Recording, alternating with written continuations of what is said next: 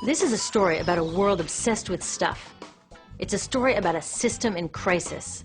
We're trashing the planet, we're trashing each other, and we're not even having fun. The good thing is that when we start to understand the system, we start to see lots of places to step in and turn these problems into solutions.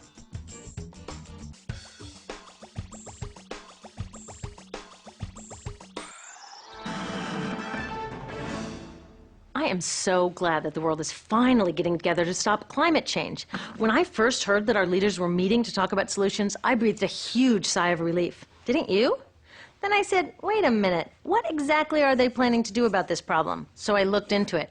And I gotta tell you, not all the solutions they're working on are what I'd call solutions. In fact, the leading solution, known as cap and trade or emissions trading, is actually a huge problem.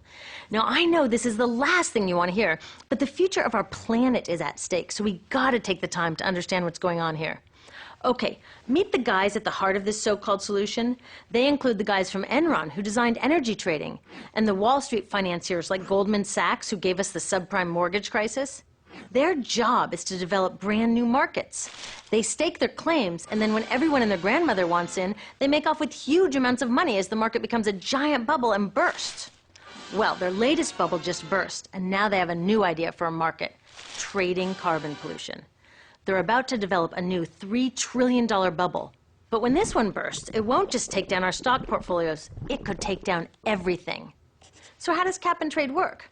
Well, pretty much all serious scientists agree that we need to reduce the amount of carbon in the atmosphere to 350 parts per million if we want to avoid climate disaster. In the US, that means reducing our emissions by 80%, maybe even more, by 2050. 80%! Now, the problem is that most of our global economy runs on burning fossil fuels, which releases carbon. The factories that make all our stuff, the ships and trucks that carry it around the world, our cars and buildings and appliances, and just about everything.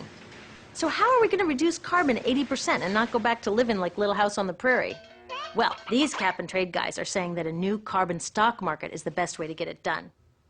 The first step would be getting governments around the world to agree on a yearly limit on carbon emissions. That's the cap. I think that part is great. So how do they want to ensure that carbon emissions stay under the cap? Well, governments would distribute a certain amount of permits to pollute. Every year there would be fewer and fewer permits as we follow the cap to our goal.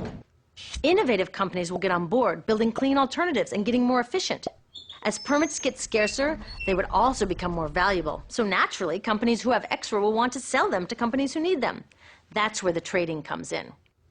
The logic is that as long as we stay under the cap, it doesn't matter who pollutes and who innovates. We'll meet our climate deadline, avoiding catastrophe, and oh yeah, these guys take their fee as they broker this multi-trillion-dollar carbon market.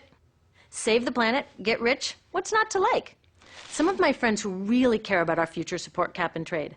A lot of environmental groups that I respect do too. They know it's not a perfect solution, and they don't love the idea of turning our planet's future over to these guys, but they think it's an important first step and that it's better than nothing. I'm not so sure. And I'm not the only one. A growing movement of scientists, students, farmers, and forward-thinking business people are all saying, wait a minute. In fact, even the economists who invented the cap and trade system to deal with simpler problems like fertilizer pollution and sulfur dioxide, they say cap and trade will never work for climate change. Here's why I think they're right. When it comes to any kind of financial scam, like subprime mortgages or Bernie Madoff's pyramid scheme, the devil is always in the details, and there are a lot of devils in the details of the cap and trade proposals on the table. Devil number one is known as free permits, which is why some people call this system cap and giveaway. In this scheme, industrial polluters will get the vast majority of these valuable permits for free. Free! The more they've been polluting, the more they get. It's like we're thanking them for creating this problem in the first place. In Europe, they tried a cap and giveaway system. The price of permits bounced around like crazy, energy costs jumped for consumers, and guess what? Carbon emissions actually went up. The only part that did work was that the polluters made billions of dollars in extra profits. MIT economists say the same thing would likely happen here in the US. Those billions come from our pockets. A real solution would put that money to work stopping climate change.